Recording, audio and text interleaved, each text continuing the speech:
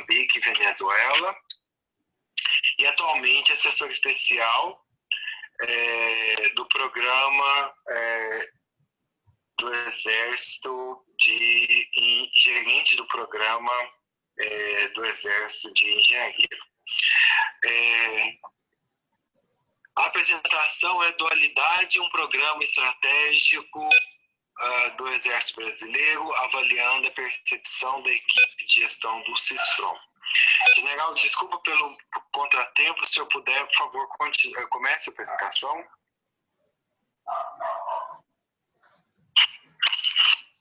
Alô, Zigand?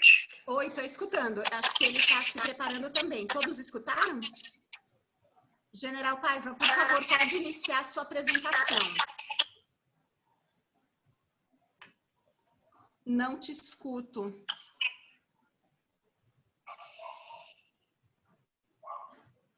Uai, tá me escutando, General Paiva? Eu acho que o senhor pode começar. Vou escrever aqui.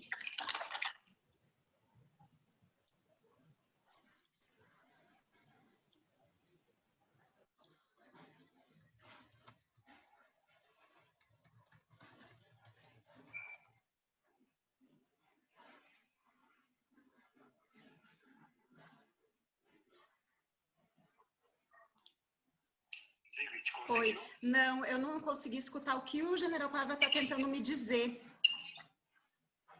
Eu não escutei o áudio dele, acho que ele deve estar instalando. General Paiva? Seu áudio está funcionando?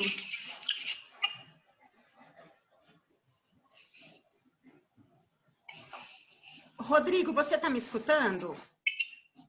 Eu estou escutando bem. Mas você está me escutando? Você está me escutando? Estou escutando. Será que ele não está conseguindo falar ou não está conseguindo me escutar?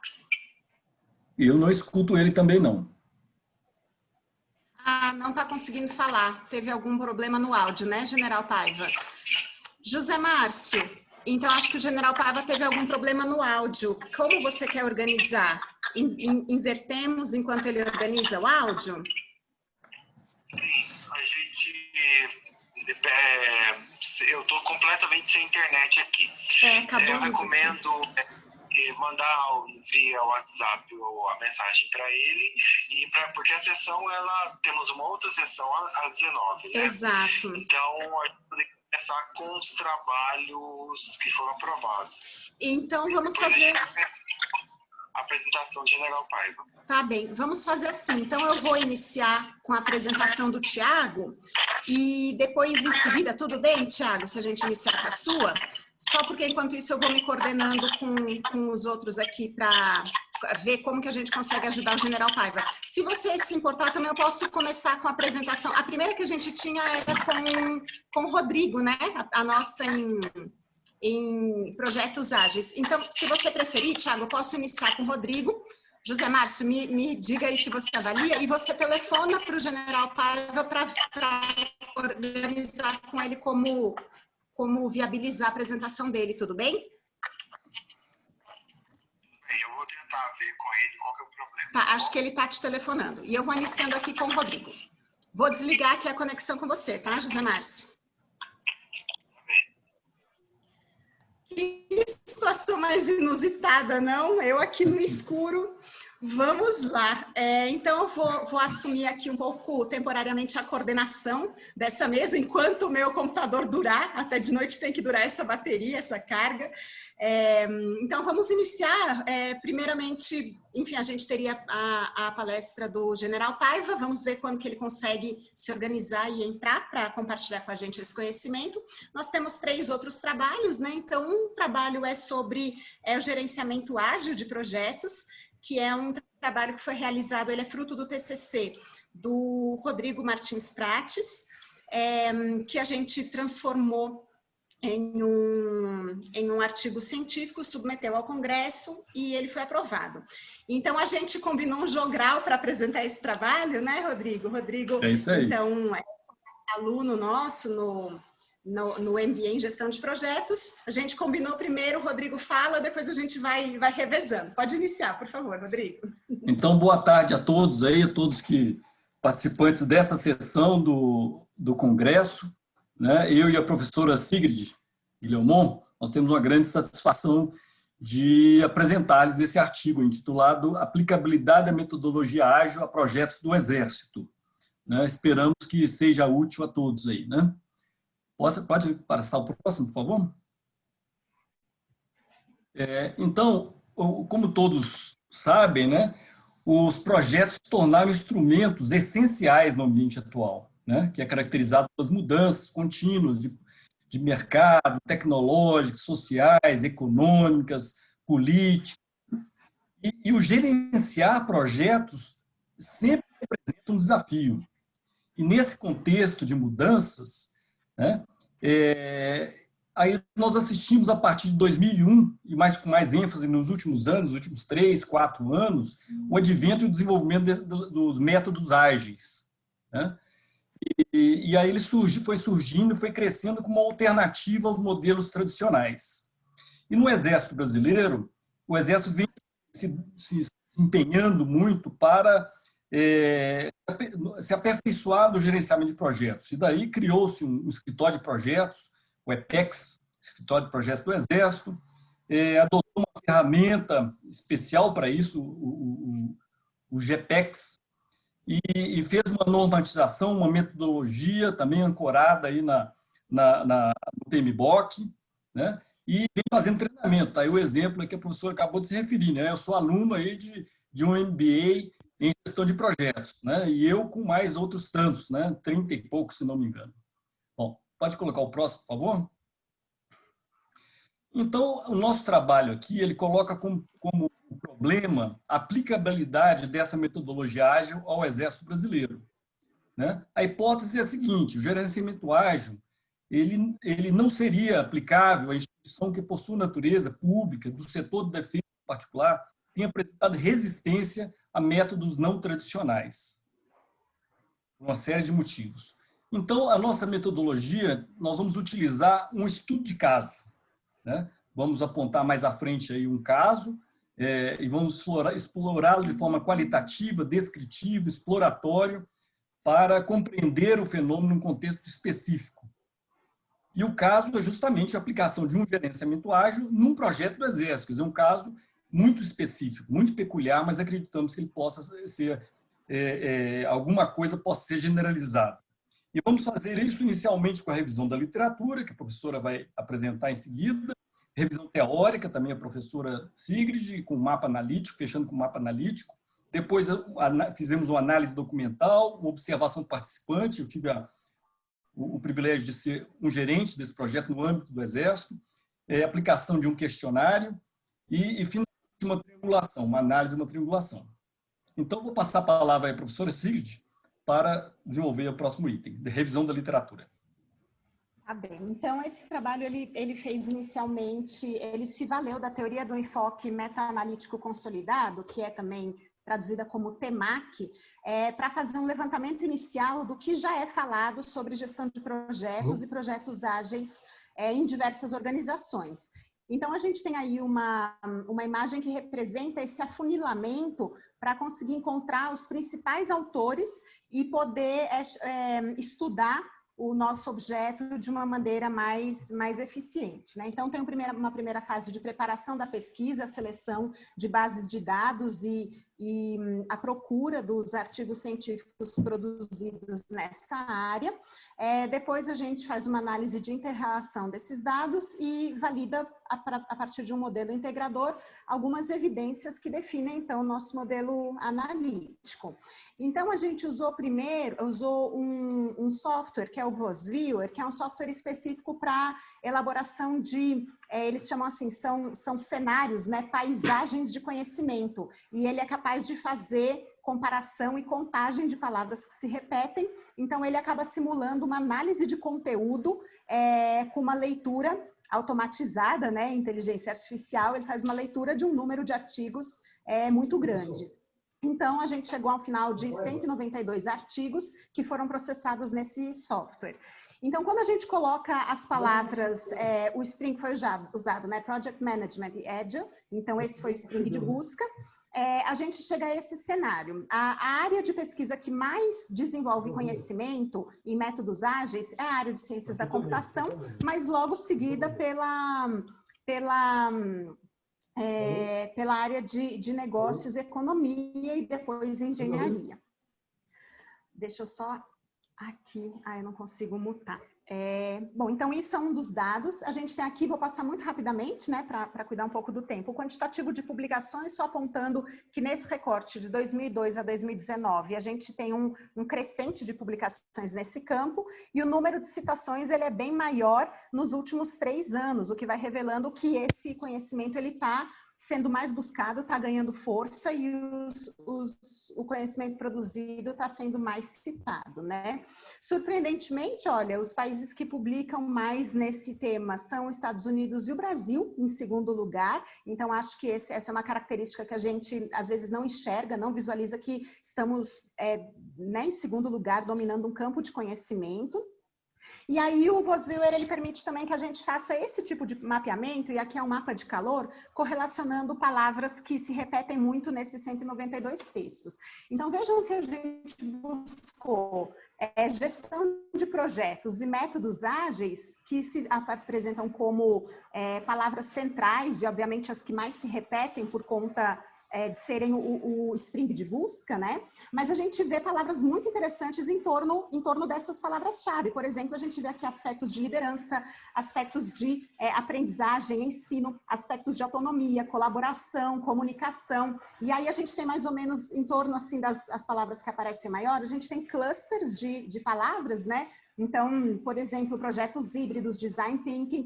E esse tipo de mapeamento, ele nos leva então a conhecer que tipo de conhecimento ele aparece associado à gestão de projetos e projetos ágeis.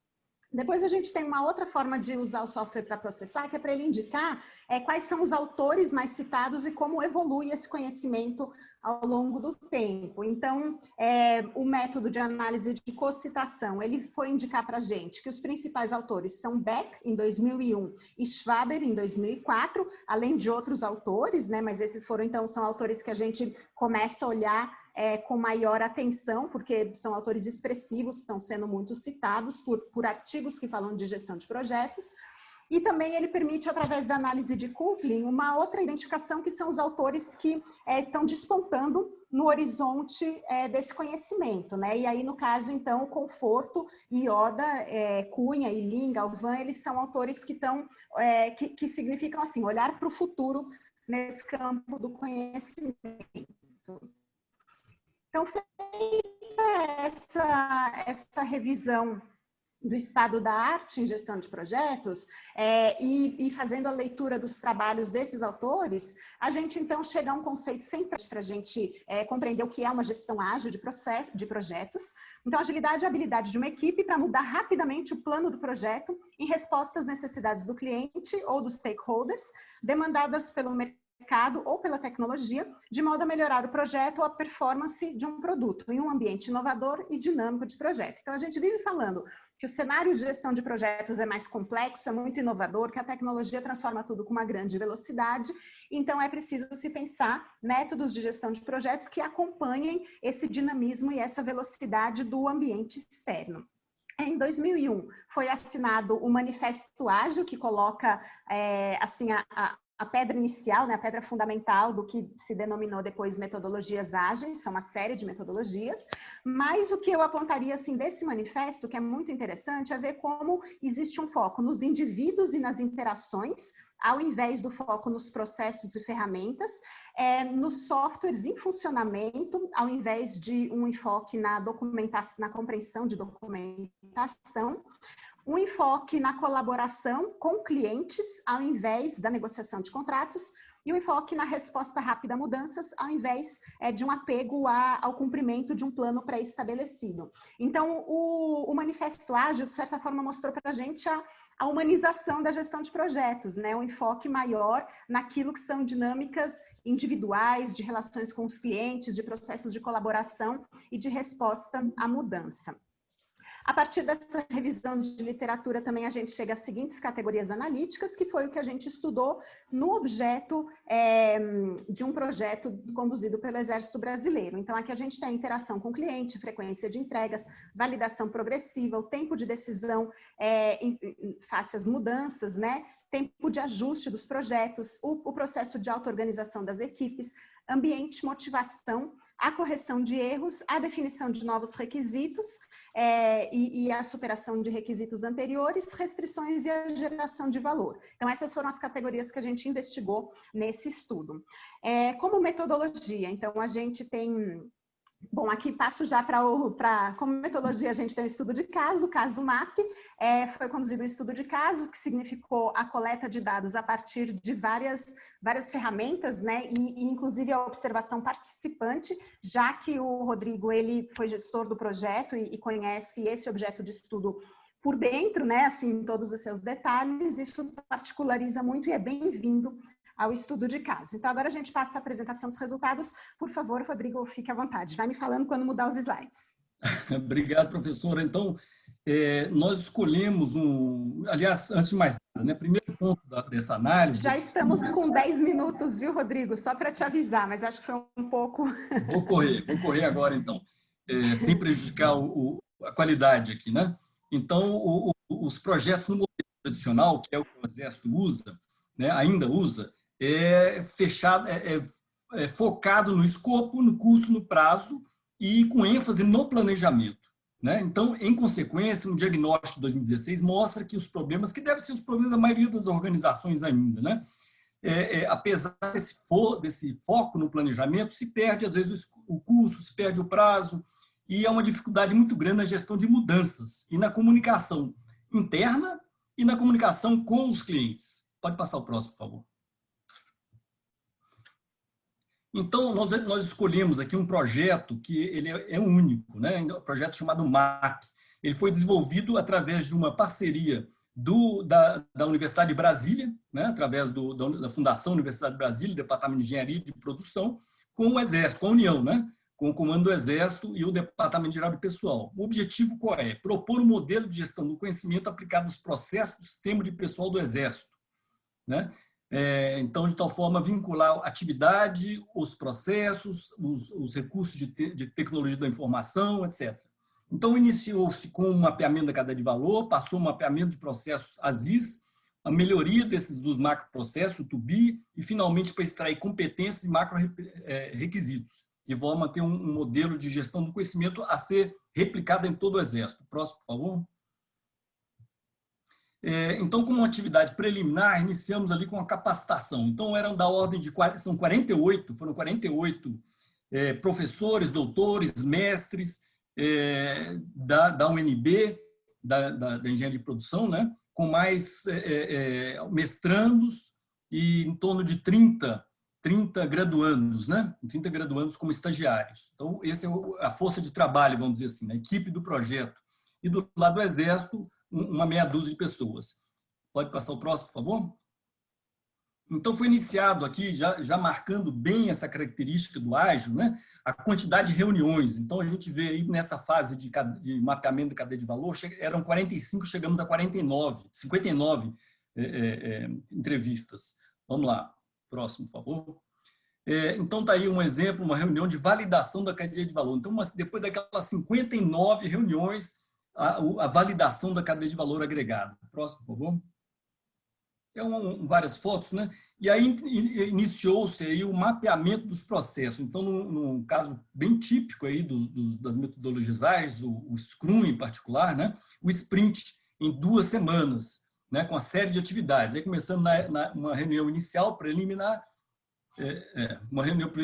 depois tem e todo dia, pode passar o próximo, por favor? Eu exploro aqui a fotografia.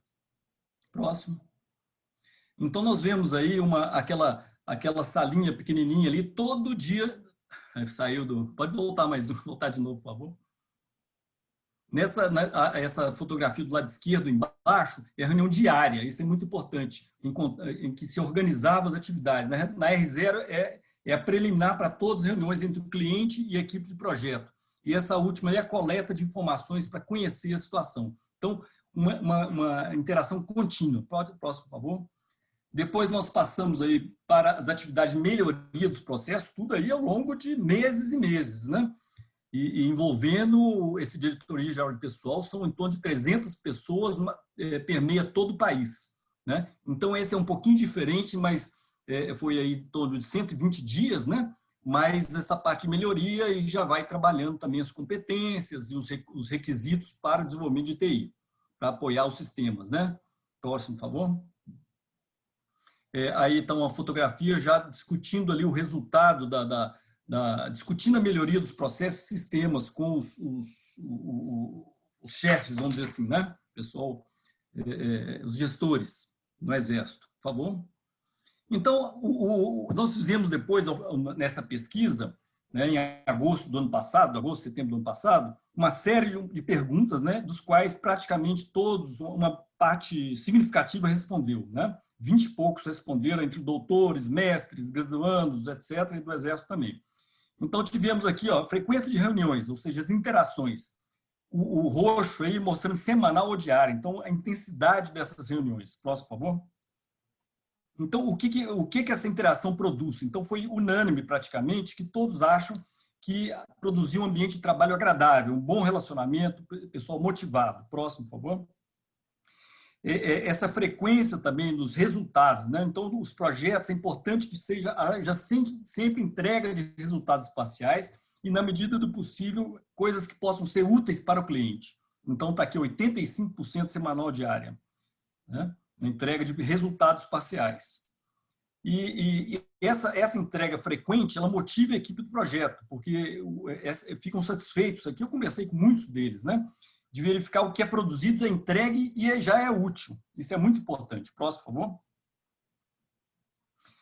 E também essa interação constante permite o monitoramento do projeto constantemente, de correção de erros, de desvios. Próximo, por favor. Vai sendo possível também, que às vezes o projeto tem um longo prazo, né? E hoje em dia, com essas mudanças tão rápidas, então é possível que o próprio cliente verifique, não, isso aqui que eu pedi já não precisa mais, porque a tecnologia mudou. E da mesma forma, não, vamos colocar mais esse requisito aqui que não tinha. Então, isso permite essa evolução mais rápida. Próximo, por favor. Essas mudanças, né? No desenvolvimento de projetos, as equipes desfrutam de autonomia para organizar e para cumprir suas tarefas. Então, observa aí que o roxo e o verde, eles têm essa autonomia. Esse ambiente das próprias equipes de projeto permitem uma flexibilidade, permitem arquiteturas melhores, permitem uma criatividade. Próximo, por favor. E aí tá os resultados disso. O gerenciamento ágil não implica aumento de custos. Ao contrário, normalmente vai reduzir, porque vai fazer aquilo que realmente é necessário. Próximo, por favor. Não implica aumento de tempo de execução, né? Próximo. O gerenciamento ágil não implica em desrespeitar as restrições do projeto. Ao contrário, agrega valor ao projeto. E só um comentário extra aqui, que ao longo do tempo, a partir de 2001, com o Manifesto Ágil, foi crescendo e hoje é empregado em 70%, tem um estudo de 2015 a respeito disso no mundo inteiro, 1.800 projetos, acho que são 1.800, em que mais de 60% usam o Ágil, né? De forma híbrida ou totalmente. Próximo, por favor. Estamos chegando para o final. Então, o resultado aqui do final, né, é que realmente esse projeto MAP aplicado ao Exército, que é um projeto estratégico, típico, ele realmente se caracteriza com todas as variáveis, todas as categorias analíticas que estão em azul, né? Então, realmente tipificado como um projeto, utilização na metodologia ágil, e os resultados também se comprovam nessas categorias analíticas também que foram levantadas em proposições da literatura recente. Então, isso aí é a minha parte. Professora? Obrigada, Rodrigo. Bem, então a gente concluiu a partir desse estudo, foi muito interessante porque a gente concluiu que essa metodologia e o gerenciamento ágil, ele é possível aos projetos do Exército, né? Então a gente imagina que, sendo o Exército uma organização é muito ancorada na sua hierarquia bem definida, nos papéis bem definidos, processos bem definidos, é burocrática como uma organização pública. Então, pelas características organizacionais, isso levaria a crer que não é possível gerenciamento ágil, ou que não é a organização mais favorável a um gerenciamento ágil. E o que a gente comprovou com esse estudo é que não, que mesmo assim é possível encontrar outros enclaves, outras formações, um outro jeito de trabalhar, e que é possível conduzir um projeto a partir do gerenciamento ágil, né? Então, comprovamos que sim, mesmo organizações que não apresentam as características ágeis, elas conseguem encampar projetos com essas características. Alguns dos desafios enfrentados, né, então, que a metodologia permite, é administrar melhor as mudanças em relação ao ambiente, uma comunicação interna e externa, promover uma melhor comunicação nas equipes internas e externas, corrigir falhas nas entregas por questões de prazo ou atendimento de requisitos, que a metodologia permite encampar. As limitações desse estudo, né, como é um estudo de caso único, é que ele versou sobre um projeto de pesquisa específico, conduzido através da parceria da UNB com o Exército, e então a gente não dá para dizer que isso é possível replicar para outras organizações, isso fica como recomendação para estudos futuros também, de verificarem melhor as características em outros contextos organizacionais. Bem, é isso, encerramos nossa parte, né, Rodrigo? Eu acho que eu não vi o professor José Márcio ainda voltar, então estou presumindo aqui que estou com a coordenação da sessão, né? Passamos o nosso tempo, falamos aí em 20 minutos, então, sem muitas delongas, queria chamar agora a próxima apresentação. Deixa eu ver aqui, vou parar de projetar para ver se o General Paiva já conseguiu organizar o seu áudio. Então, está me ouvindo? Estamos te ouvindo, que maravilha.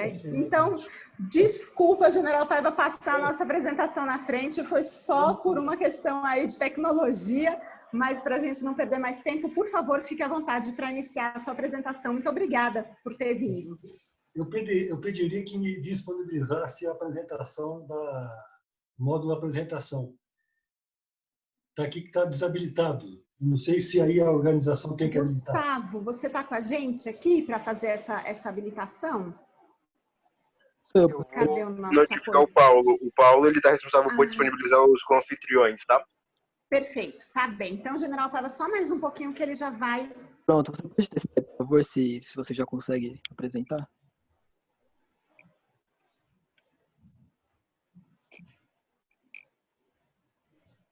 Acho que já tá disponível para tentar, viu, General Paiva? Acho que é aqui nesse botãozinho verde, pode clicar. Então, só veio. Screen. Muito bem, tá chegando aí a apresentação.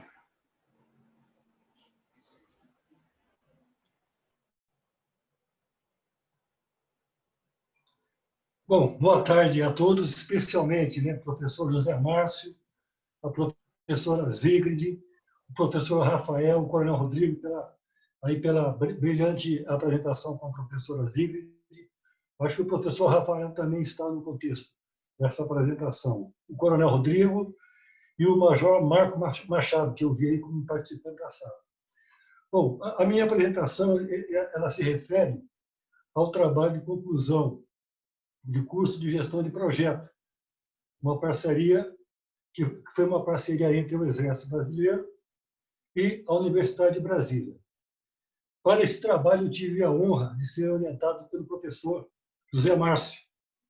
E para dar sequência a esse tema, para a gente cumprir aí o horário estabelecido, o tema da atualidade em um programa estratégico do Exército Brasileiro, avaliando a percepção da equipe do CISFRON, nós vamos seguir o seguinte roteiro. Esse que nós podemos observar aí na tela. E, como introdução, é necessário que façamos uma breve explanação sobre o programa estratégico do Exército CISFRON, sobre a dualidade e sobre o conceito de construto que está no bojo do questionário aplicado aos integrantes da equipe de gestão do programa. Então, nós temos que rever alguns conceitos do programa, sobre a dualidade e sobre construto. Com relação ao Programa Estratégico do Exército, CISPROM, ele integra o subportfólio estratégico do Exército, Defesa da Sociedade.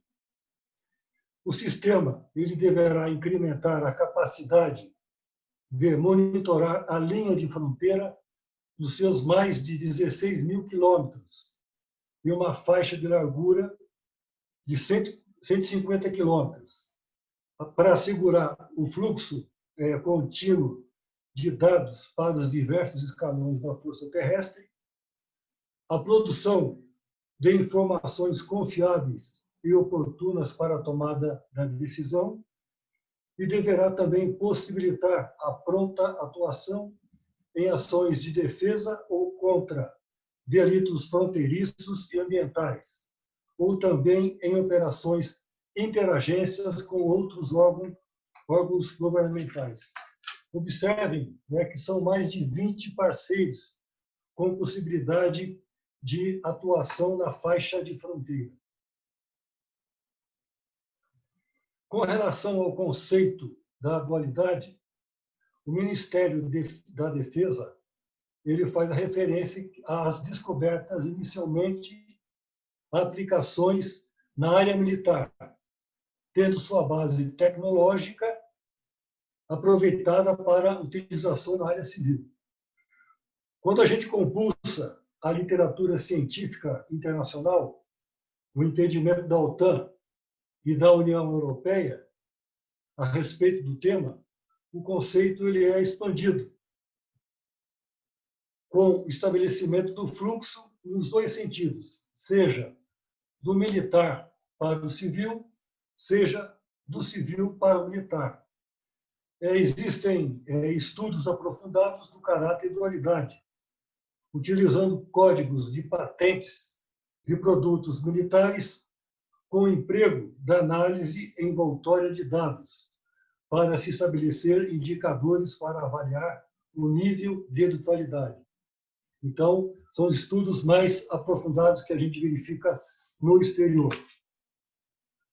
A respeito do construto, a literatura científica aponta que, para explorar empiricamente um conceito teórico, o pesquisador precisa traduzir a assertiva genérica do conceito em sua relação com o mundo real, baseada em variáveis e fenômenos observáveis e mensuráveis, ou seja, elaborar um construto e operacionalizá-lo. Com relação ao objetivo da pesquisa, é avaliar a ocorrência da concepção de dualidade no programa CISPROM, por intermédio da percepção dos integrantes da equipe de gestão deste programa. Quanto aos materiais e métodos, a pesquisa quanto à abordagem foi qualitativa. Quanto à natureza aplicada, foi quantitativa. Quanto à natureza foi aplicada, quanto aos objetivos foi descritiva. Quanto aos procedimentos, foi feito um levantamento de fontes secundárias na literatura a respeito, sobre dualidade, inovação, dualidade e inovação, desenvolvimento organizacional, abordando conceitos de desenvolvimento de fornecedores, desenvolvimento de equipe, interação com parceiros e inovação. Foi aplicado um questionário com 43 afirmações, divididas por construtos. Todas as 43 afirmações foram julgadas de acordo com o grau de concordância dos integrantes da equipe de gestão do programa. 1, para discordo totalmente. 2, para discordo. 3, indiferente ou neutro. 4, concordo. E 5, concordo totalmente. No próximo slide, nós vamos exemplificar o que foi dito. Neste exemplo, nós temos em uma tabela a consolidação parcial das respostas dos integrantes da equipe de gestão do programa a respeito das afirmações relacionadas ao construto interação com parceiros. Das 8 afirmações, escolhemos 2. Verifica-se na afirmação 30 que é pequena a margem de diferença, que é em torno de 11,4%, entre o somatório do grau de discordância com a indiferença, que atinge 42,9%, e o somatório do grau de concordância, 54,3%. Esse resultado ele pode sugerir que a equipe de gestão do programa não tem conhecimento de se os parceiros estão satisfeitos com o grau de interação existente. Com relação à afirmação 34, a margem de diferença entre o somatório do grau de discordância com a neutralidade e o somatório do grau de concordância pode sugerir a inexistência de um instrumento que avalie a satisfação dos parceiros. No próximo slide, procuramos elaborar um modelo mental para representar os processos de construção de um construto.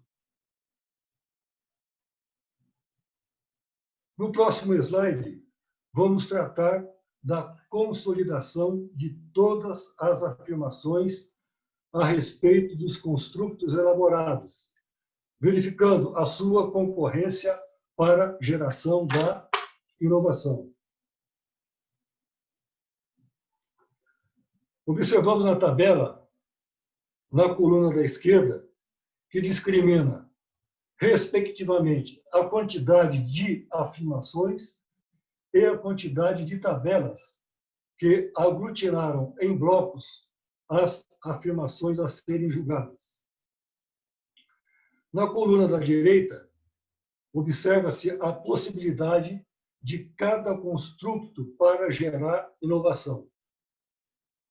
Destacamos que o construto inovação e liderança tecnológica obteve uma adesão positiva a todas as afirmações superior a 65%, caracterizando que o CISFRON é instrumento portador de inovação e liderança tecnológica, pautado pela busca da capacidade de gerar novos serviços para a sociedade, pela busca do aprendizado, do uso de tecnologias apropriadas e avançadas, da aquisição de equipamentos no limite do desenvolvimento tecnológico, do emprego apropriado de novos materiais e com a adoção de sistemas mais avançados de gestão. Destacamos também ainda o construto desenvolvimento da equipe. Observe que no que tange à capacitação e treinamento, não foi caracterizado a inovação. Isso vai servir aí para a nossa conclusão. Passando agora às nossas conclusões, verificamos que a inovação ela pode ser considerada a gênese da dualidade. O CISFRON possui aspectos de dualidade decorrentes da inovação a partir da interação entre as partes interessadas. O CISFRON é instrumento portador da inovação de liderança tecnológica, como nós pudemos observar com grau de adesão superior a 65% a todas as afirmativas. Pudemos constatar também que há necessidade de aperfeiçoamento de aspectos relacionados à gestão de projetos estratégicos de concepção dual, no sentido de se criar instrumentos que possam medir a satisfação dos parceiros e a necessidade de se investir no desenvolvimento das equipes de programas e projetos, por meio de capacitação para resolver problemas e gerir a qualidade em suas atividades, como comentamos no slide passado. Com relação às limitações da pesquisa, nós observamos que há uma escassez de artigos científicos, com foco exclusivo na dualidade. Apenas uma parte interessada do programa foi consultada. Só ouvimos a equipe de gestão. Nós poderíamos ouvir os fornecedores e os demais parceiros e entes governamentais. E a ausência de uma abordagem qualitativa, até ratificando ali, quando apresentamos materiais e métodos, que foi uma pesquisa quantitativa. Uma vez que a pesquisa, por meio de instrumento online, não permitiu uma interação com o respondente. Finalmente, os meus agradecimentos ao Exército Brasileiro, à Universidade de Brasília, né, que propiciou o curso de gestão de projetos. Eu tive a honra de participar e ter a possibilidade de elaborar esse trabalho, e desse trabalho em termos de curso, com orientação do professor José Márcio de Carvalho, e também agradecer também a Edilene Sampaio, que me ajudou aí, o apoiou na conformação final do trabalho. Por último, essas são as referências onde foi baseado o questionário que foi submetido à apreciação das equipes da gestão do programa. Muito obrigado a todos e parabenizo a UNB pela elaboração, pela realização desse congresso de caráter inédito aí no âmbito digital. Obrigado. General Paiva, muito obrigado. Está me ouvindo bem? Correto, ouvindo? Ok, muito obrigado. Se o senhor puder parar de compartilhar a tela, estamos abertos à pergunta, pessoal. Quem tiver alguma pergunta e pode conduzir para o chat, né? Eu sou coautor do trabalho também, né? E nós temos tempo para algumas poucas perguntas. Alguma? Eu só queria fazer um comentário, exatamente esse foi um trabalho de gestão de projetos, mas que baseou muito em conceitos de gestão de operações. A gente fez uma espécie de tradução desses conceitos de gestão de operações para a gestão de projetos, e nós procuramos levantar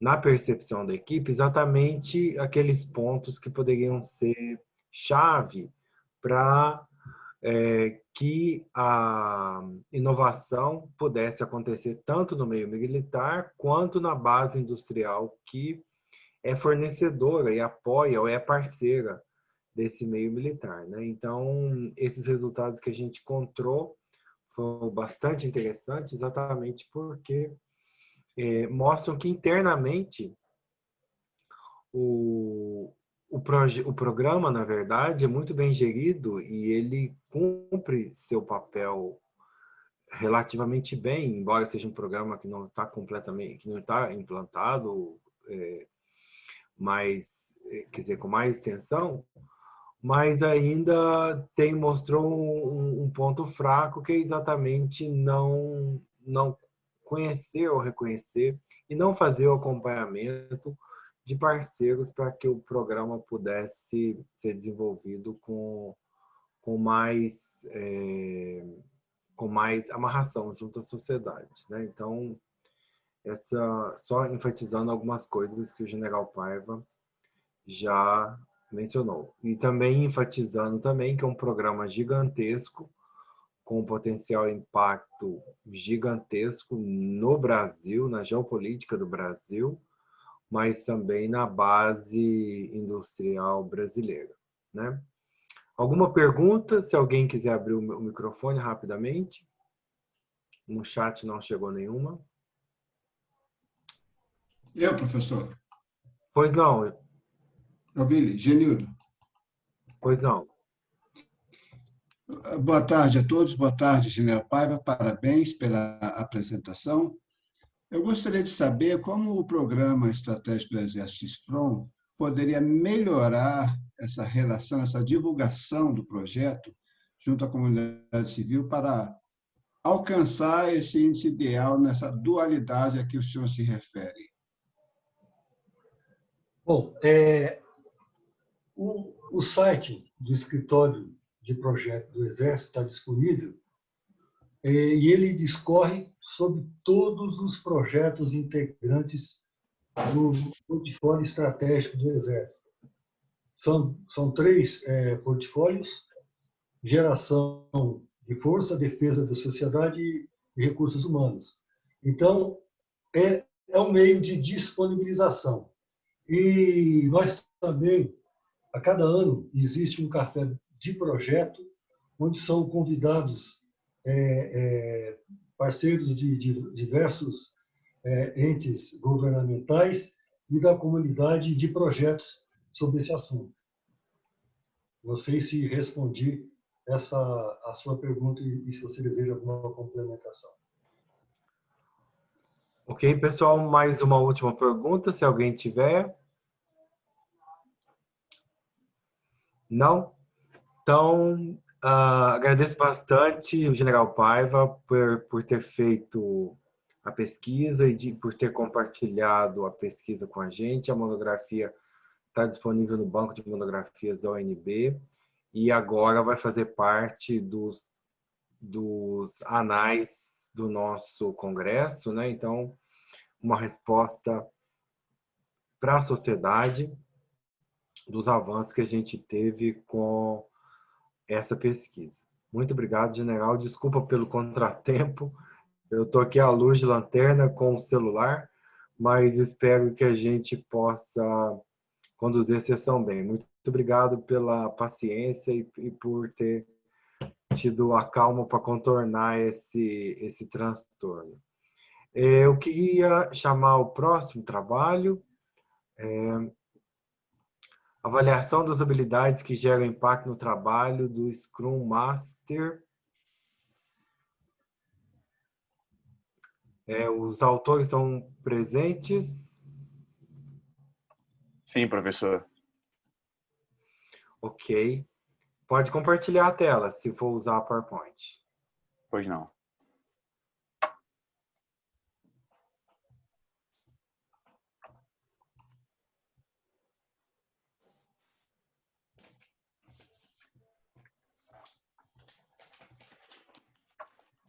Vocês estão conseguindo ver aí direitinho, pessoal? Perfeitamente bem, Tiago. Excelente. Professor Rafael também, se quiser participar da apresentação, fica à vontade, tá?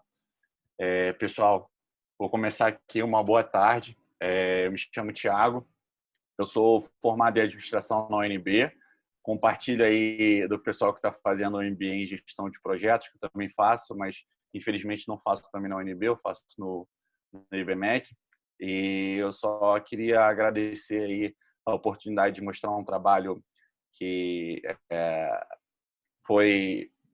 gerou bastante esforço, né, e bastante dedicação, e pelo fato de eu ser um entusiasta, agradecimento aí pelo todo o evento, né, e é um prazer falar sobre gestão de projetos, que é algo que eu sou apaixonado, então agradecer aí pela oportunidade e pelos conhecimentos que são passados.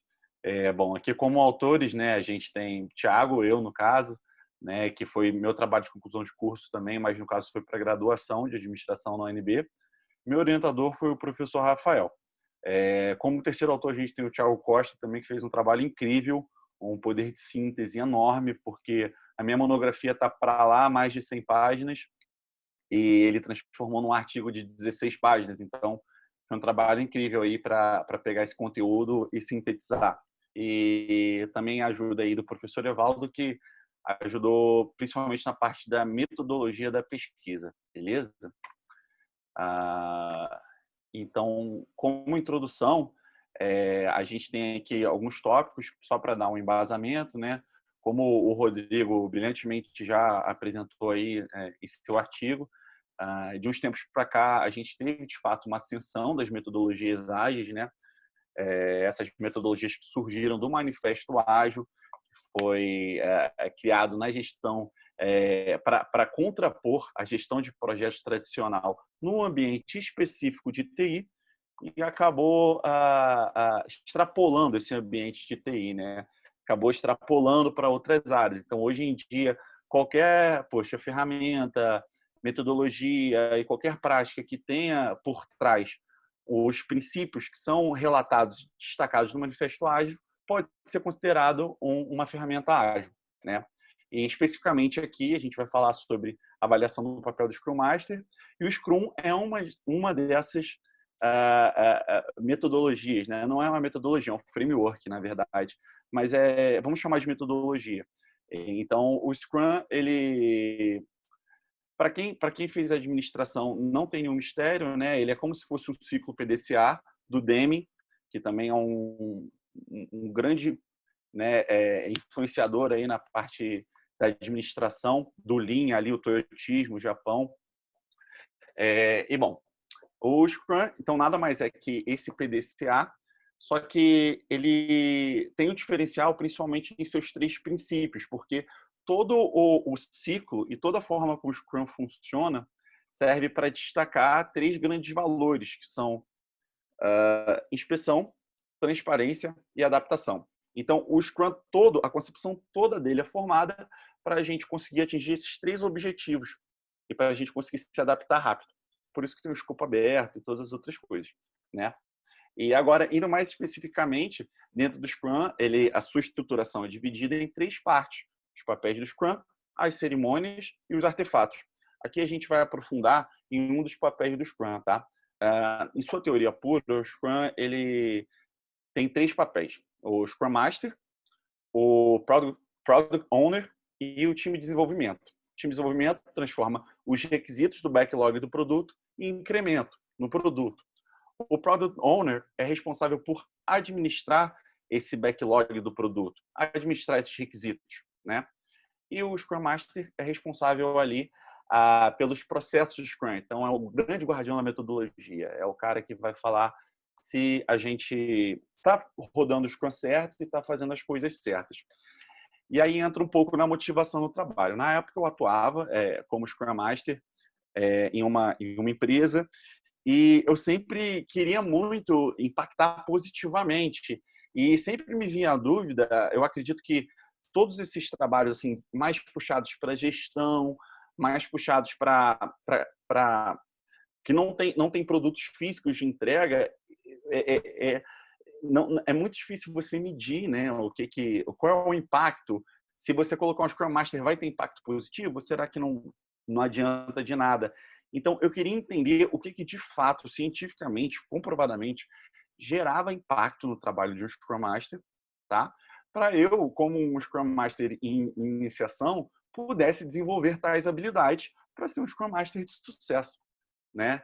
Então, daí que gerou motivação, e a justificativa é essa. O objetivo geral é a gente identificar, analisar essas habilidades e, se possível, destacar as que são mais importantes, para caso uma pessoa que queira ser um Scrum Master tenha essa pretensão, e isso também extrapola um pouco para a gerência de projetos, para analistas de projetos, que são, mal ou bem, podem ser comparados. Então, para essas pessoas também terem um guia, terem um caminho por onde eles podem ir e desenvolver suas habilidades para gerar impactos positivos e resultados. Bom, falando sobre a pesquisa em si, Tiago. Pois não. Tiago, 5 não. minutos. 5 minutos só? 5 minutos, são 10 minutos cada autor. Tá bem, tudo bem. Então, o processo geral foi mais ou menos esse. Primeiro houve um levantamento bibliográfico, depois uma pesquisa descritiva, depois dados demográficos, análise e resultado. Tá? Vou dar uma acelerada aqui. Então, na pesquisa em si, ela tem características tanto descritivas quanto qualitativas e quantitativas. Por quê? Porque a metodologia escolhida foi a metodologia multicritério de apoio à decisão, né? Então, como é que funciona o processo da pesquisa nessa metodologia? Primeiro, a gente teve um brainstorming com especialistas e agilistas das áreas. Então, conversei com diversos Scrum Masters, diversos agilistas, né? E a gente escalou os critérios necessários para o Scrum Master gerar impactos positivos no trabalho da sua squad, da sua equipe.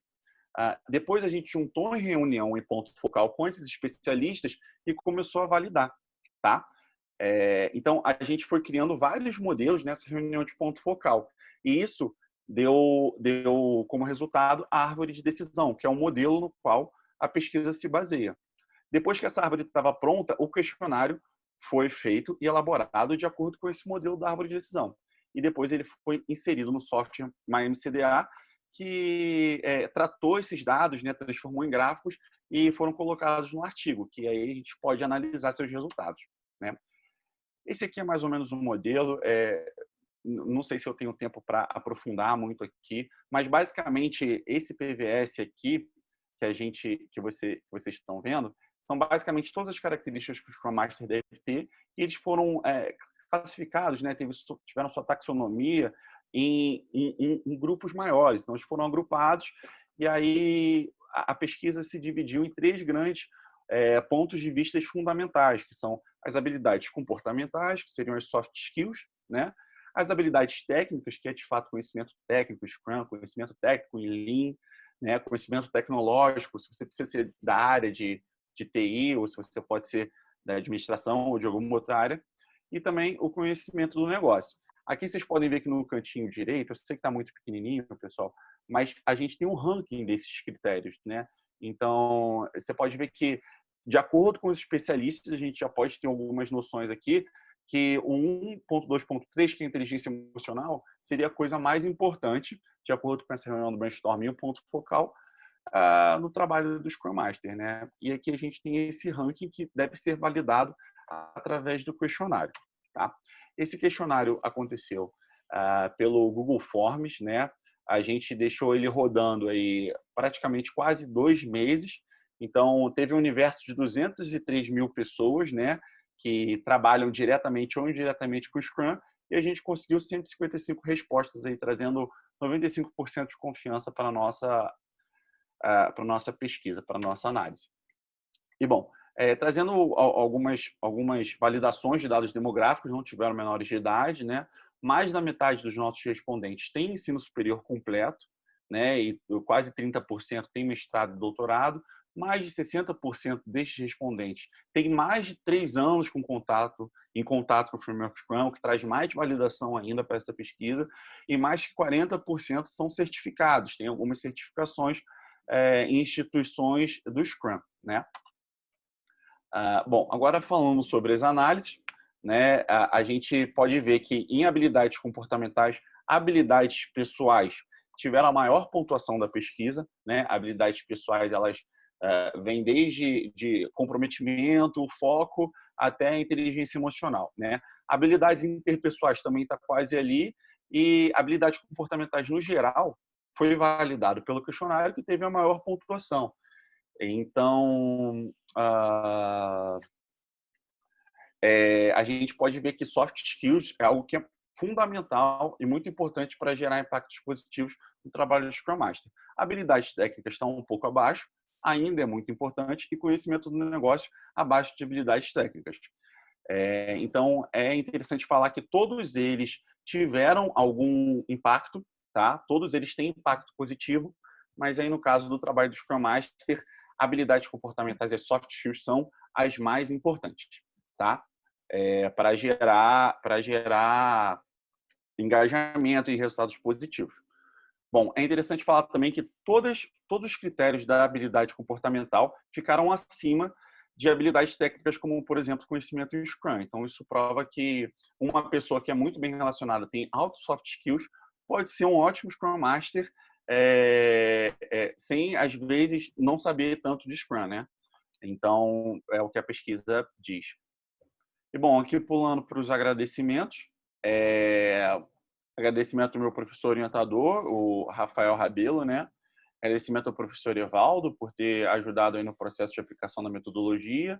O principal agradecimento aos meus colegas agilistas que me ajudaram a comprovar e elaborar o modelo. Então, foram reuniões exaustivas de 3, 4, 5 horas.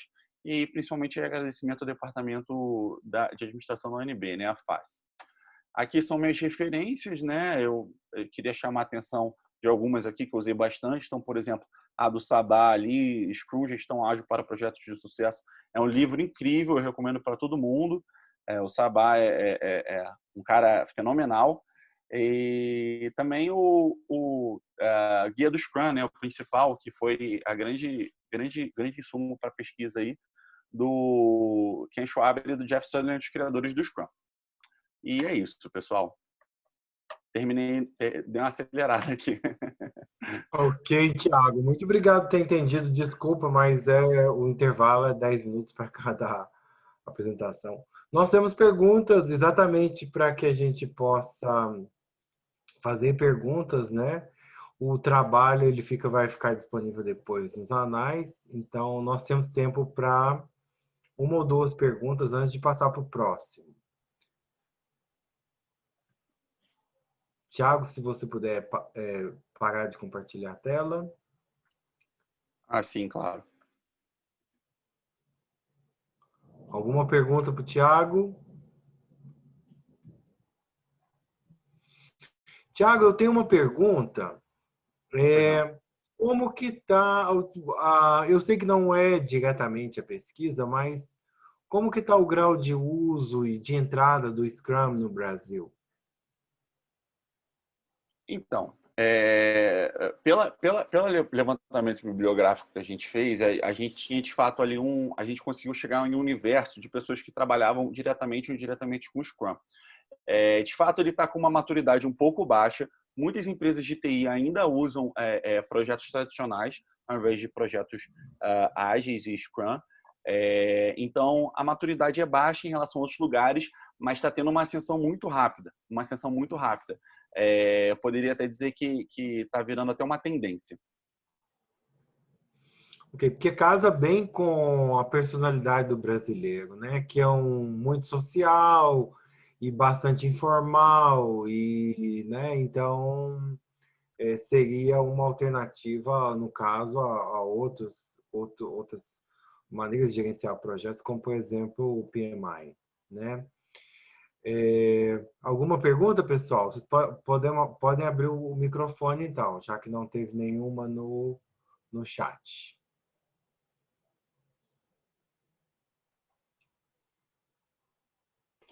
Eu não queria fazer uma pergunta, mas posso fazer um comentário, José Márcio? Porque eu achei que o trabalho do Thiago e os coautores, né, e o nosso trabalho também de métodos ágeis, eles dialogam muito.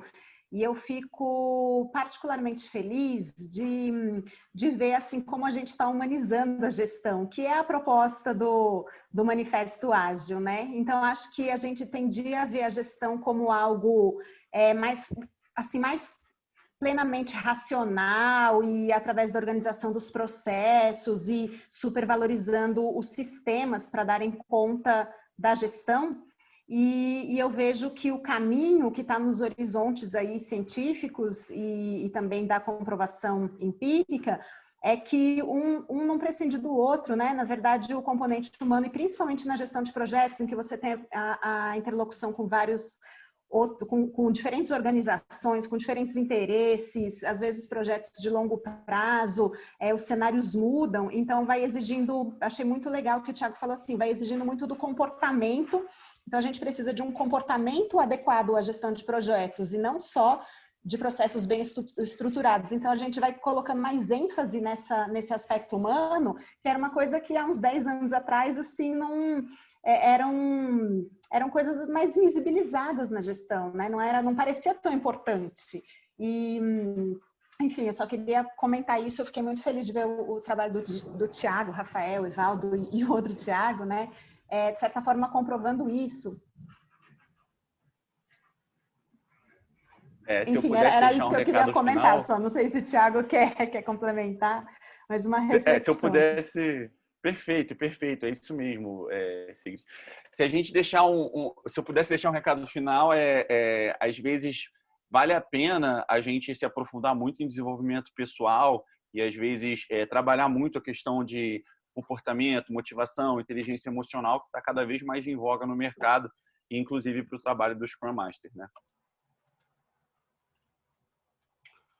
Obrigado. Rafael, algum comentário? Não, só para complementar, primeiramente, parabenizar aí pela organização do evento. Muito bom ver todos vocês. E eu fico muito feliz do Thiago estar fazendo essa apresentação, ver como ele está cada vez se desenvolvendo, cada vez mais. Bom te rever, Thiago. E realmente o Scrum cada vez está ganhando importância. E só lembrar que ele também não substitui a metodologia tradicional. Ele vai ser aplicável quando há uma necessidade de se adaptar ou se há algum tipo de... não se há tanta certeza de como vai ser o projeto ou o produto no final. E a metodologia tradicional ela está firme e forte aí, a engenharia utiliza muito e é muito importante, ela é essencial na verdade. Era só um pouco para complementar, agradecer a todos os presentes a oportunidade. Até mais. Muito obrigado. Muito obrigado. Thiago, parabéns pelo trabalho. Foi bom ver seu entusiasmo e envolvimento de fazer o trabalho e buscar uma competência específica. Isso é muito bom. Eu gostaria de chamar o último trabalho de hoje, da nossa sessão de hoje à tarde. É o uso da metodologia PMO Value Ring para a compreensão das expectativas dos stakeholders do Escritório de Projetos do Exército Brasileiro. Autores Marco Antônio de Abreu Machado e Sigrid Guillemot. Estão todos vendo a projeção e me escutando? Estão me escutando? Escutando. Sim, estamos te escutando. Sim. Que bom. Tomei um susto porque com esses trovões e essa falta de energia, estou aqui contando os minutos da carga de bateria do computador. Bem, acho que, Marco, se você puder também abrir o seu vídeo, né, para a gente te ver, a gente está fazendo a apresentação juntos. Está aberto. Será que o Marco está conectado ainda? Estou conectado, está aberto. Eu que não estou te vendo, então. Perfeito, ótimo. Bom estar com você aqui de novo também. Obrigado, bem, então vamos apresentar esse trabalho, né? A percepção de valor dos clientes do escritório de projetos, conforme a metodologia PMO Value Ring. Também é um trabalho resultado do TCC do MBA em Gestão de Projetos, em que eu fui orientadora. O Marco Machado é membro do Exército Brasileiro, né? E construímos um conhecimento que é um prazer agora poder dividir com todos. Então, nesse trabalho eu vou fazer a introdução e a parte teórica e falar rapidamente sobre o método, e o Marco vai falar sobre os resultados obtidos e concluir o trabalho. Bem, então, rápida, e vamos nos esforçar pelos 10 minutos. Rapidamente contextualizando, e de novo, né, estamos falando de uma organização do porte do Exército Brasileiro, e é uma organização que é responsável por disponibilizar bens e serviços públicos de defesa nacional na sua área de atribuição e é regida pela Constituição Federal de 1988. Bem, alguns anos atrás, o próprio Exército se deu conta da necessidade de modernização e adequação da gestão dos seus projetos e, então, criou o escritório de projetos e estruturou as suas atividades a partir de portfólios, programas e projetos estratégicos de defesa. Inclusive, eu tenho conhecimento que alguns projetos começaram como pequenos projetos, e à medida que se foi estruturando o escritório de projetos, se deram conta também da complexidade dos projetos, e alguns projetos, como o Astros 2020, se tornaram, então, um programa maior. Quer dizer, ter consolidado um escritório de projetos ajudou também a reorganizar o fluxo de informações e a configuração na maneira de gestão dos projetos estratégicos de defesa. Bem, o escritório de projetos ele tem um objetivo de coordenar, então, esses programas estratégicos de defesa. Foi criado em 2010, está completando aí 10 anos, e ele é vinculado ao Estado-Maior do Exército. E ele se institucionalizou, então, como o PMO do Exército Brasileiro. Bom, o objetivo desse trabalho é compreender qual é o potencial e as possíveis limitações do método descrito no PMO Value Ring para o entendimento da percepção de valor dos stakeholders. Então, qual que é a premissa? O escritório de projetos, ele dialoga com uma série de stakeholders para poder conduzir os resultados e entregar benefícios a partir dos seus projetos, né? E precisa, então, atender expectativas e interesses desses stakeholders, porque isso configura aí o bojo do sucesso de projetos. Bom, para poder verificar, então, o potencial dessa metodologia, se ela é aplicável, se ela é interessante, se ela diz alguma coisa e se pode, então, ser utilizada como uma possível metodologia para avaliar constantemente o diálogo com os stakeholders, foi necessário entender a cultura organizacional, descrever o próprio método, refletir sobre os serviços prestados por esse escritório de projetos e identificar os fatores que potencializam ou limitam o método PMO Value Ring.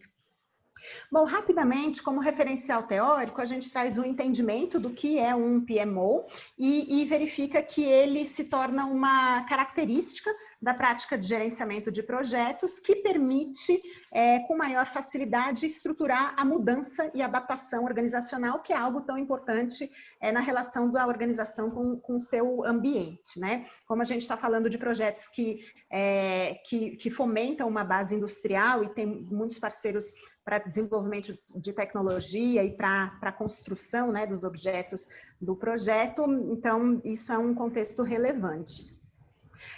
Os PMOs também, em sua grande maioria, têm um objetivo de ampliar resultados dos projetos desenvolvidos, refletir sobre os projetos, e ele pode ser entendido como um prestador de serviços dentro de uma cadeia organizacional.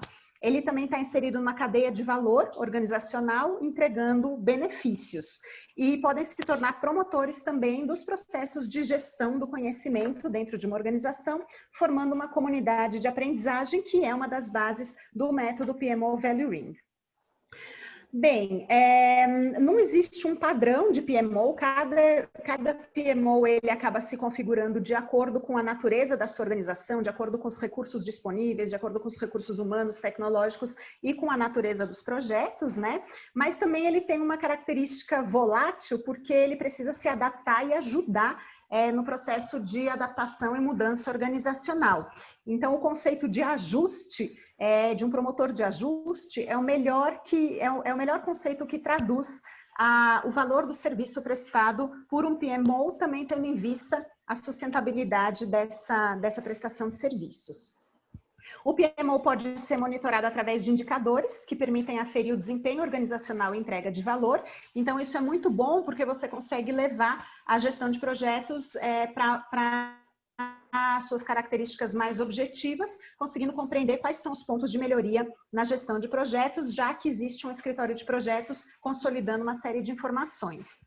E o PMO Value Ring, essa metodologia, ela está sustentada, ancorada em um amplo benchmarking que foi qualificado por comunidades de prática entre PMOs. Bem, aqui a gente tem uma figura que ilustra um pouco a percepção, o que o PMO oferece e qual a visão do stakeholder, né? Então, a gente vê que o PMO está estruturado com base nos recursos organizacionais, pessoas, processos, e a gente tem, por outro lado, os stakeholders que querem compreender esses benefícios, querem receber benefícios, querem compreender onde está sendo gerado valor, e isso está vinculado a expectativas e necessidades.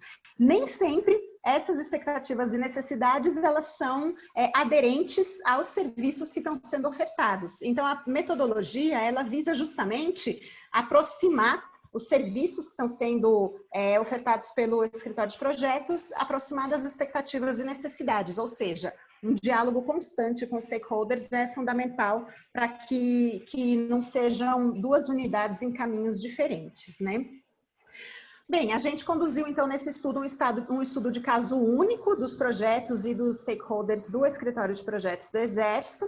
O foco do estudo foi o uso da metodologia PMO, ela foi aplicada, foi rodada, trouxe resultados e a gente analisou esses resultados. E a unidade de análise é a percepção de valor dos stakeholders. Então, eu destacaria que essa questão da unidade de análise, porque a gente está capturando uma percepção. Então, a gente está verificando assim, ele é um recorte naquele momento, naquele tempo, que é a percepção de valor quando o estudo foi conduzido, que pode revelar elementos aí de curto, médio e longo prazo. Então, a partir daqui, na verdade, nesse estudo, a gente tratou somente do passo 1 e o passo 2, aqui já é seu, Marco, por isso que você está rindo ou não? Ah, não, metodologia é comigo ainda, né? Então tá bem. Bom, só então finalizando, a gente conduziu aqui o estudo no passo 1 e passo 2, que foi de definir as funções do PMO e balancear o mix de funções. Então, agora te passo a palavra, Marco. Obrigado, professora. Boa tarde a todos. Enfim, vamos dar continuidade. Nós utilizamos para essa pesquisa apenas 2 passos do PMO Valor Ring, né? Ele possui 8 passos. Mas nessa primeira fase aqui, a gente usou o passo 1 e o passo 2, né? É claro que, após isso, existem os balanceamentos, os ajustes que vão ser feitos, né? Mas nessa primeira fase, no passo 1, onde são identificadas as funções que esses usuários, né, stakeholders do PMO, vão entender como benefícios e resultados que são interessantes. Então, nós temos aqui no passo 1, identificar quem são os clientes desse PMO, identificar os benefícios e resultados que são interessantes para esses clientes, determinar quais serviços, né, que são pano de fundo para o atendimento a esses benefícios, né, serviços que vão ser oferecidos pelo PMO, e identificar desses serviços, dessas funções, quais são as que são mais prioritárias, né, até para a existência desse PMO. Pode prosseguir, professora? Enfim, então, no passo 1, foram identificados, né, aqueles stakeholders considerados de relevância, ou seja, gerentes de programas, gerentes de órgãos setoriais e operacionais, né, subchefes do Estado-Maior do Exército, comandante militar de área, que na maioria deles, quase a totalidade, são oficiais generais do alto, como se diz, da camada de direção do Exército. Então, nessa camada, foi submetida essa pesquisa e coletado ali as impressões desses usuários em relação ao PMO. Próximo, professor, por favor. Então, aqui, o PMO Valor Ring, ele traz uma lista de benefícios, no total de 28. Cada usuário elege as 5 maiores relevantes, né? E o programa ele vai ranqueando, ele vai colocando ali, numa escala de relevância, quais são os principais benefícios esperados pelos stakeholders. Próximo, por favor. Então, já no passo 2, vai ser feita uma análise comparativa entre esses benefícios, né, e os serviços prestados, tanto no curto, no médio e longo prazo, né? Vamos lá, avante. Então, uma vez que foram filtrados os benefícios, o sistema, por intermédio da inteligência coletiva, né, dos 70 PMOs, né, utilizados na ferramenta, ele então faz uma escala de relevância, né, para atender aqueles benefícios. Essas são as funções recomendadas para que o PMO dê maior ênfase na sua estrutura. Então, ele vai precisar de setores, por exemplo, aqui na função 1, que provém ferramentas, sistema de informação para o gerenciamento.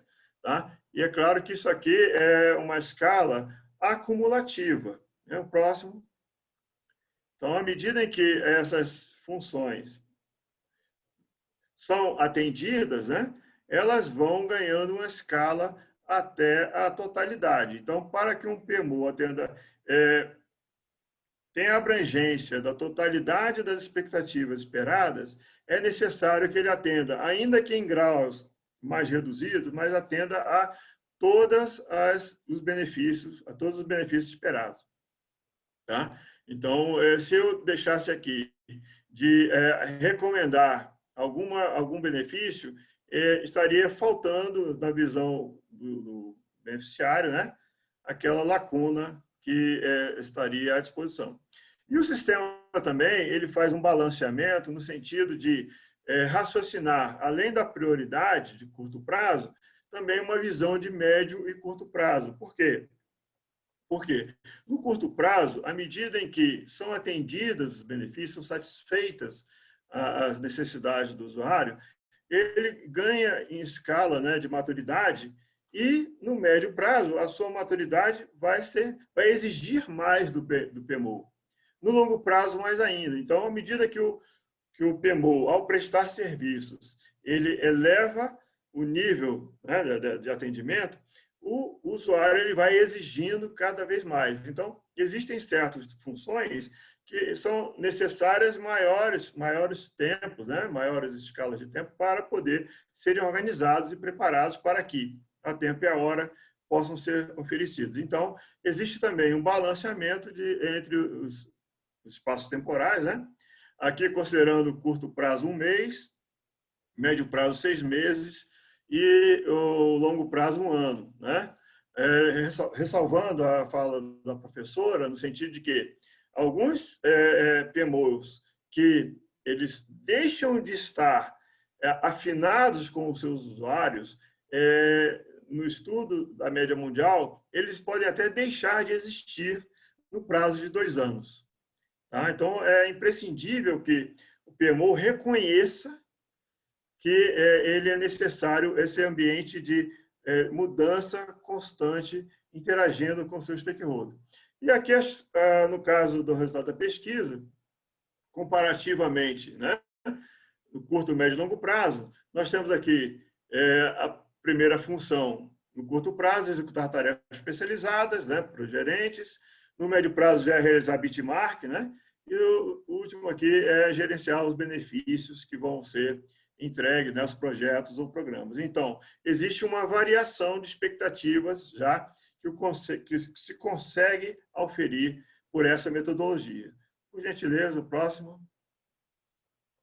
Então, aqui, no caso do resultado dessa pesquisa, as funções percebidas, elas se enquadram em 42% no curto prazo, 27% no médio prazo e 30% no longo prazo. Existe uma flutuação, né? É claro que o curto prazo, pela pesquisa, relevou-se como mais importante, mas questões de médio e longo prazo também vão aparecendo aqui por esse estudo. Por gentileza, o próximo. Então, as conclusões, né? Então, a pesquisa, existe um potencial, né, de identificação dessas funções. Nesse caso aqui, conseguiu conferir que o EPEX é conhecido como um centro de referência de programas e projetos, né? Então, toda a mediação dedicada a esses assuntos agora afunila pelo EPEX dentro do Exército como um todo, passando ele a ser a principal referência. Foi possível também refletir que o rol de serviço prestado pelo PMO tem expectativas dos stakeholders, né, na totalidade, ou seja, mesmo aquela expectativa menos reconhecida aparece e 100% dos benefícios são plotados de alguma forma. E, enfim, em função disso, foi possível selecionar ali, em escala de prioridade, as principais funções percebidas pelos seus stakeholders, né? E fechando aqui, embora a lógica dos stakeholders seja diferente da lógica de serviços, né? O benefício é percebido de uma forma e o serviço ele é muito mais focado, setorizado, né? Então, infere-se que o serviço prestado pelo EPEX é plenamente percebido, né, pelos stakeholders, né, embora em proporção diferente, porém na escala de 100%. Próximo, por favor. Existe a limitação, né, que é um estudo altamente conceitual e ainda requer, né, que ele seja aplicado em outras organizações, no fim de entender melhor, né, a sua abrangência, né, a abrangência da sua eficácia. E aqui a validade de resultados, né, já foi previamente falado, né, é um registro, uma foto de um momento fixo. Naquele momento era aquela realidade, né? Então, com isso, vai se perdendo essa informação com o tempo, né? Pois o ambiente se modifica e, periodicamente, esse teste ele é necessário, né? Segundo os autores, em períodos anuais ou em processos muito críticos, até em ambientes menores. Prosseguindo. Nossos contatos, né? Estamos à disposição para outras dúvidas, né? Caso necessário. Tá bem? Coloco-me à disposição. Desde já agradeço aí a professora Sigrid, a minha excelente referência em termos de professora, né? Outra melhor no ar, tá bem? E aos convidados e aos professores aí pela oportunidade. Obrigado.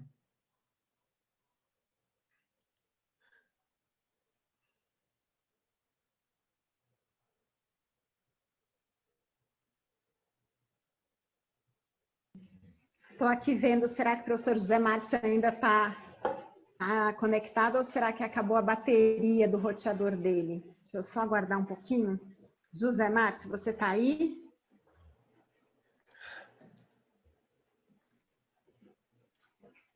Acho que deve ter acabado, pode ter acabado a bateria, enfim. Então, vou reassumir aqui a organização da sessão e vou abrir a sessão, então, para perguntas. Como eu não fiz na primeira apresentação, Rodrigo, acho que a gente pode colocar os 2 artigos, então, né, para questões, para comentários, perguntas, reflexões que vocês queiram compartilhar, porque na pressa de dar a palavra ao general Paiva, eu suprimi as perguntas. Então, acho que podemos ficar, né, Rodrigo e Marco, ambos os artigos aí estão disponíveis para questionamentos, comentários, enfim, fiquem à vontade.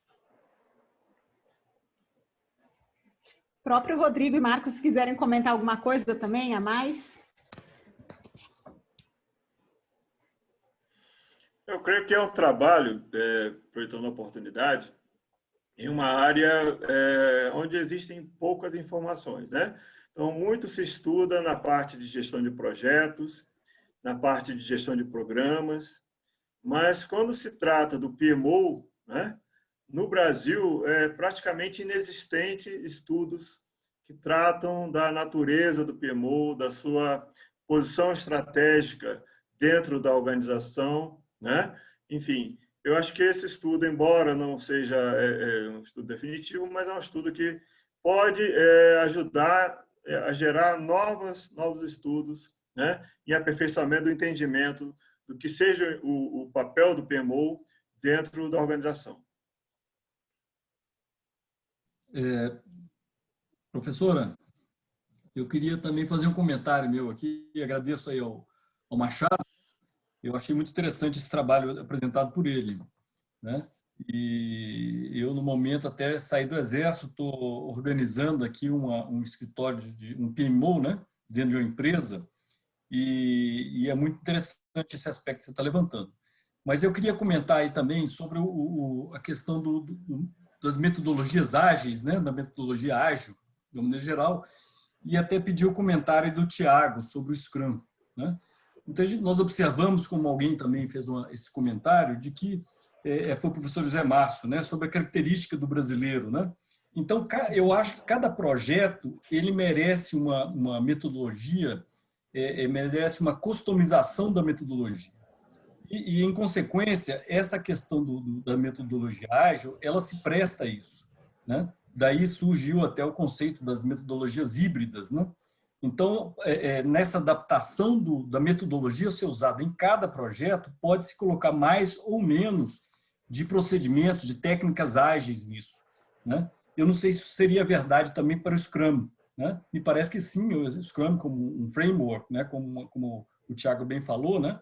Mas eu tenho a impressão de que ele não necessariamente tem que ser colocado 100% de acordo com a doutrina, né? Com a teoria, do Scrum. Queria saber o ponto de vista aí do Tiago também. Se ele estiver aí ainda, né? Por favor, Tiago, fique à vontade para já comentar, debater. Peço desculpa a demora, porque eu estava sem o meu fone de ouvido. Sem o meu fone de ouvido, meu notebook não fala, né? Não tem microfone. Mas, com certeza, eu ouvi. O Scrum, ele é um framework e, na sua concepção, pelo fato dele ser um framework e não uma metodologia, ele te dá essa possibilidade de adaptação, né? O que acontece? A metodologia é aquilo ali, né? A gente vai seguir um processo que está descrito na metodologia. Já a parte do PMBOK, ele é feito através de guias. Então, um guia ele tem todo o conhecimento, né? O body of knowledge de projetos que vai te trazer os guias e você vai escolher as ferramentas adequadas de acordo com o seu projeto.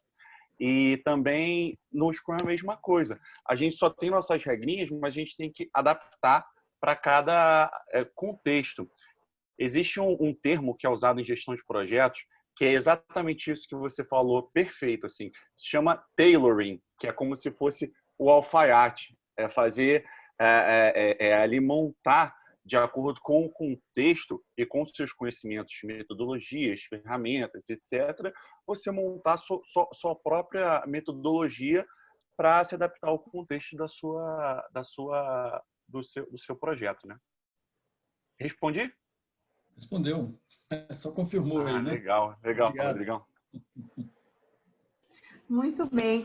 Queria também aproveitar, já que a gente está avançando um pouco, tem uns minutinhos, né? E o coordenador da sessão não está, vamos aproveitar? Brincadeira, o José Márcio me escreveu um WhatsApp que está realmente com dificuldades, pediu desculpas e me pediu para conduzir a sessão até o final.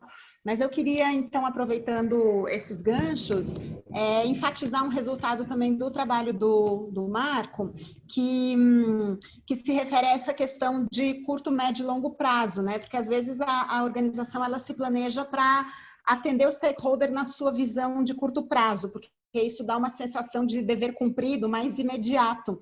E eu acho que essa metodologia, ela dá mais elementos para o tailoring que você está falando, Tiago, porque, de certa forma, ela dá voz ao stakeholder, né? Então, acho que um primeiro erro é você não imaginar que o stakeholder tem uma importância na definição dessa customização, desse trabalho de alfaiate, né, caso a caso, nas particularidades de cada organização, de cada projeto, e que essa expectativa ela muda ao longo do tempo. Então, a importância também, esse tailoring é algo dinâmico, não é algo estático, né? Uma vez que você customizou, parou. Na verdade, você tem que estar o tempo inteiro reformulando para poder ter uma melhor percepção de entrega de benefícios, porque às vezes o projeto está entregando os benefícios antes mesmo de ser terminado, mas não existe a percepção dessa entrega. Então é importante ouvir o stakeholder para que ele possa alinhar essa percepção e estar satisfeito, né, nos benefícios que está recebendo, enfim, isso está de acordo com as expectativas que ele tem.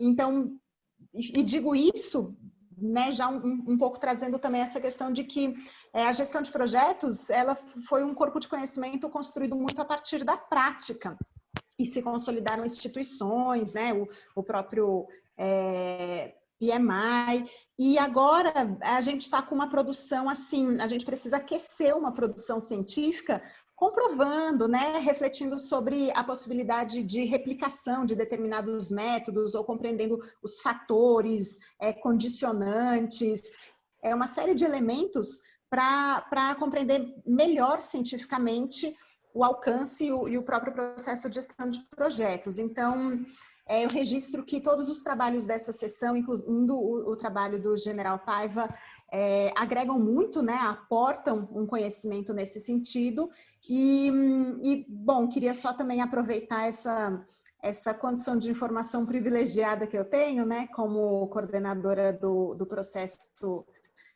científico do Congresso, de que essa foi uma das sessões que teve maior procura e o maior número de inscrições de audiência, né, de pessoas que queriam participar. E eu acho que isso revela um pouco essa carência de conhecimento científico em gestão de projetos. A gente tende a achar que projetos é dinâmico, ou é prático demais, empírico demais, pouco, né, ao longo dos últimos anos, as principais aulas através do seu Departamento de Engenharia da Produção e a UNB.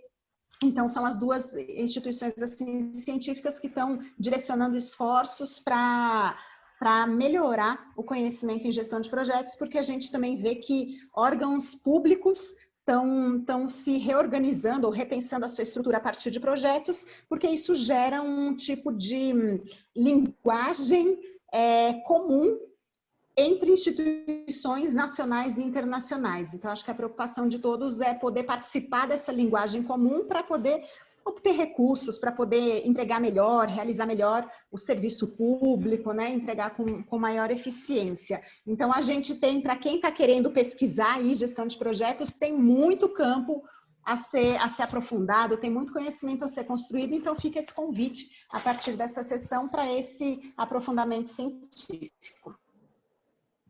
Tá bem? Mas alguém quer comentar alguma coisa?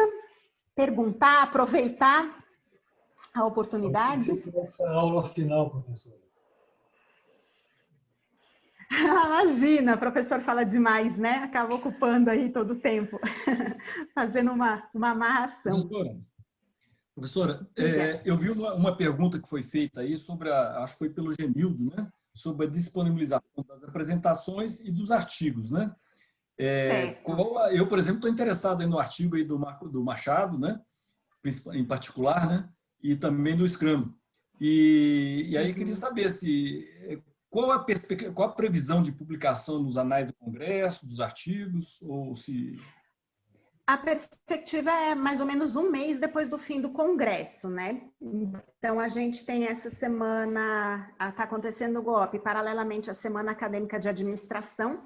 Então, os professores vão estar muito ocupados com essa semana de Congresso. Então, diria assim, que lá para o final de outubro, provavelmente a gente já tem e-mail digital, os anais do Congresso com todos os artigos aprovados. Sobre as apresentações em PowerPoint, eu acabei não respondendo aqui, mas PowerPoint aí é dos autores, né? Então, acho que se o Billy quiser falar individualmente, anotar os contatos para pedir essa disponibilização, o Congresso não disponibiliza o PowerPoint de cada um, que esse é o material dos apresentadores, dos autores, né? Enfim, a gente, como Congresso, não vai disponibilizar. Se quiserem pegar os contatos, todos os autores estão deixando os contatos, podem aproveitar o chat também aqui para entrar em contato com os autores e pedir a apresentação. Mas o artigo científico completo, aproximadamente um mês. Rodrigo? Ok, obrigado. Nada. Só Mais perguntas? Com licença, professora. Só para complementar, o artigo, a minha monografia já está publicada lá no site da UNB. Para alguém que tiver interesse, a monografia completa, mas não um artigo, né? Então, pode ter acesso lá também. Que é até legal que é o completo, né? Tem bastante referencial. É verdade, bem colocado. Os trabalhos completos, às vezes eles trazem muito mais detalhes, né? O artigo acaba sendo um recorte, uma escolha, assim, uma ênfase nesse pequeno período que a gente tem para apresentar. Mas bem lembrado, Thiago, obrigada. Está disponível na biblioteca da UNB, então, o seu TCC, né? Do Rodrigo e do Marco também está disponível na biblioteca e na biblioteca do Exército também, para quem quiser fazer a consulta. E o artigo, como recorte, vai estar disponível. Muito bem. Quem mais gostaria aí de aproveitar esse contexto privilegiado de falar com tantos autores, né? Importantes, aportando aí um conhecimento. Estou muito feliz de ver os nossos estudantes aqui participando. Eu acho que também é uma oportunidade boa para se pensar os TCCs, né? Quando forem se formar, para irem colocando aí a gestão de projetos no radar. De conhecimento de vocês, aproveitarem enquanto estão tendo aula também para perguntar aos professores, né, explorarem, aproveitarem bem esse conhecimento que todos têm. E se não houverem mais perguntas, então, eu vou fazer um encerramento dessa questão. Professora, Diga. Um minuto, aqui é o Billy, tudo bom? Tudo bom. Eu gostaria que o general Paiva colocasse, por favor, o contato dele, porque alguns militares do EPEX foram designados para assistir a palestra e fazer um relatório. E no relatório do EPEX há esse pedido para anexar, de preferência, uma apresentação em PowerPoint. E o trabalho dele eu já busquei no repositório do próprio EPEX. Então, o pessoal do TCC, os TCC estão lá, quem fez o curso, mas não tem apresentação em PowerPoint. Então, se ele pudesse compartilhar, eu agradeceria. Não sei se ele está me ouvindo. Correto, estou te ouvindo, Genildo. Depois certo. Eu passei o meu e-mail é paiva@adec.tv.me.br. A gente pode fazer aí essa troca de informações, sem problema nenhum. Tá ok, muito obrigado. Nada, um abraço. Obrigado, boa tarde. Só isso, muito obrigado.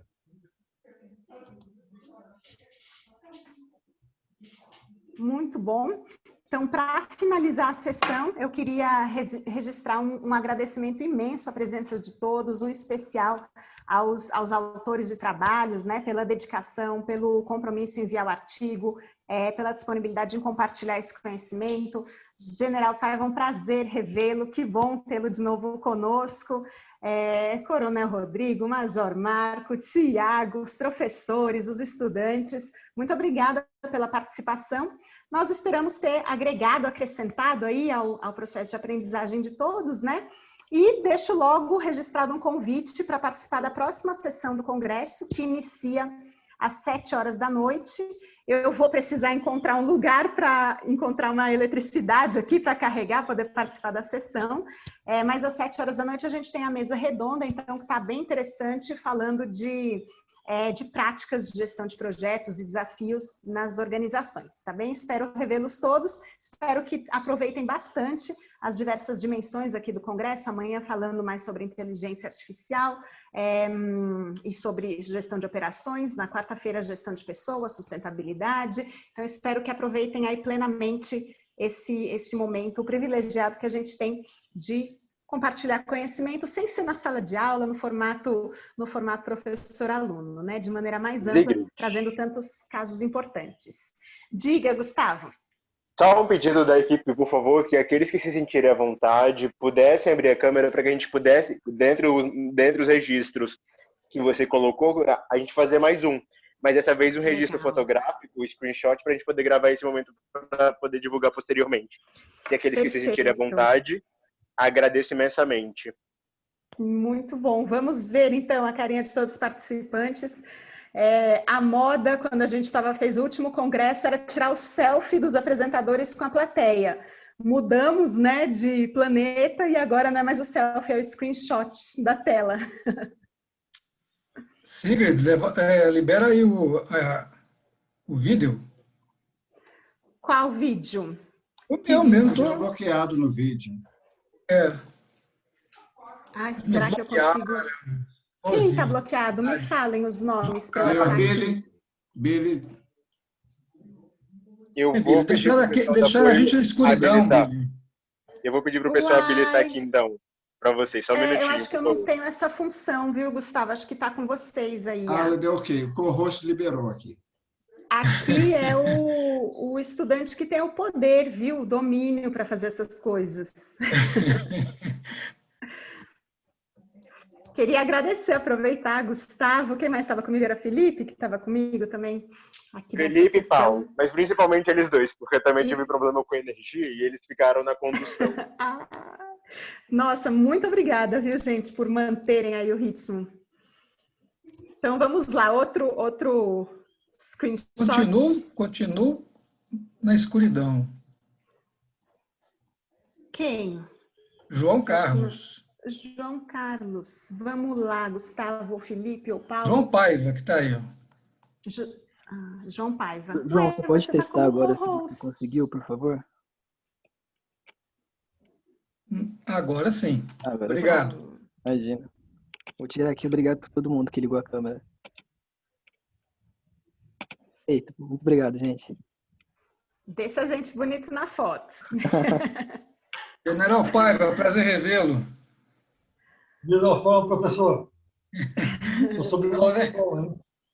Um abração a todos aí também. Ei, gente, Muito valeu, obrigada, hein? obrigada, Rafael. João Carlos, Sigrid, Marco Antônio, Adler está aí também, Fernanda, estou vendo, Tiagão, Ruth.